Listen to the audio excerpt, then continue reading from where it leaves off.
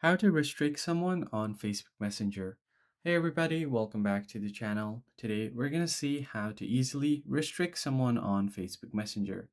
We'll also be seeing what restricting actually means. So let's just get right into it. First thing you have to do is open up Messenger application.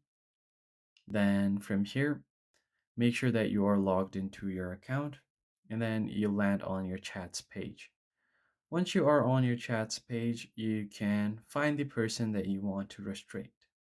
Let's say if I just go ahead and tap on this group chat, I can just go ahead and click on stay in chat. I've actually restricted this person, but there are other people that I can restrict as well. Let's head over to the uh, info on group and tap on see chat members. Let's say if I want to simply restrict this person, I'm able to go to their profile and then simply tap on restrict. If you don't see restrict over here, you want to go ahead and actually go to their chat. So I'll just open up the chat right here, tap on the profile, then scroll down until you find restrict. This is right above block. So let's see what restricting actually means. So if you tap on restrict here, they won't be able to see your messages.